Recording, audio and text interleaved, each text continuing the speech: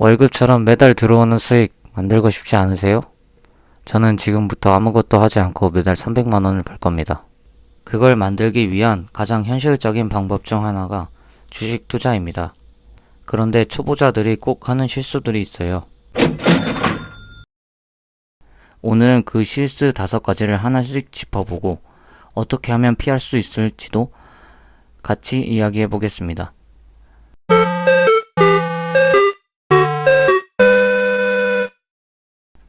많은 분들이 수천만 원, 수억 원은 있어야 주식을 시작할 수 있다고 생각합니다. 하지만 지금은 일주 단위 매수도 되고 ETF를 통해 몇천 원, 몇만 원 단위로도 시작할 수 있습니다. 여기서 중요한 게 있어요. 작은 돈일 때는 쉽게 보이던 게 큰 돈으로 가면 훨씬 어렵다는 겁니다. 10만 원일 때는 아무렇지 않게 사던 종목이 1000만 원이 되면 손이 잘 안 나가죠. 그래서 처음부터 소액으로 연습하면서 습관을 만들어야 큰 돈으로 넘어가도 같은 기준으로 움직일 수 있습니다.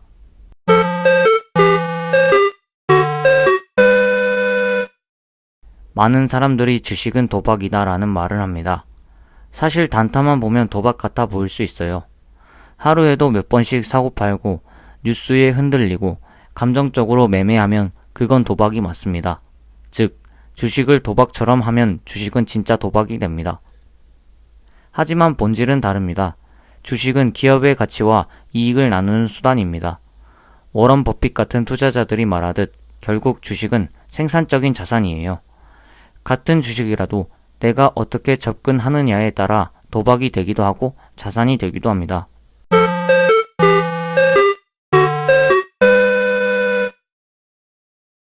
초보자들이 또 많이 하는 착각이 배당 많이 주는 주식이 무조건 좋다는 겁니다. 배당이 많으면 당장은 기분이 좋을 수 있지만 제 살 깎아먹는 배당도 있습니다. 성장할 여력이 없는데 억지로 배당을 유지하거나 회사가 투자할 돈이 없어서 주주 달래기만 하는 경우죠. 이런 기업은 장기적으로는 오히려 손해를 보게 됩니다. ETF에서도 마찬가지예요. 월배당 ETF가 요즘 유행인데 초보자들은 안정적이다라고 착각을 합니다. 하지만 운용사 수수료가 높으면 배당을 받는 것보다 복리 효과가 깎이는 경우가 많습니다. 결국 중요한 건 배당 그 자체가 아니라 그 배당이 얼마나 지속 가능한지, 회사가 꾸준히 성장할 수 있는지를 보는 겁니다.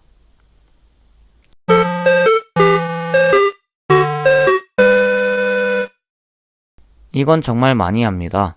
친구가 샀다고, 뉴스에 나왔다고, 커뮤니티에서 난리라고 따라서 사는 거죠. 그 결과는 뻔합니다. 비싸게 사서 싸게 파는 패턴. 투자에서 중요한 건 내가 이해하는 기업에 투자하는 것입니다. 내 입으로 그 회사를 왜 샀는지 설명하지 못한다면 그걸 투자할 준비가 안 된 겁니다. 남의 말에 휘둘리지 말고 내가 납득한 기업에만 투자해야 장기적으로 버틸 수 있습니다.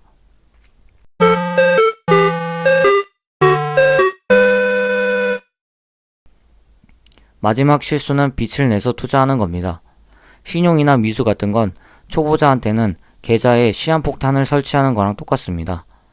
조금만 시장이 흔들려도 강제로 청산돼서 원금조차 지키지 못하는 경우가 많아요. 투자는 여윳돈으로만, 그리고 장기적으로 묶어둘 수 있는 돈으로만 해야 합니다.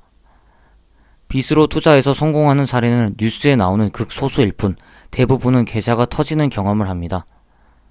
오늘 말씀드린 5가지 실수, 결국엔 다 연결되어 있습니다. 조급하게 돈을 벌려다 보면 도박처럼 투자하게 되고 남 따라하다 보면 빚까지 지게 되죠. 그래서 초보자분들께 드리고 싶은 조언은 3가지입니다.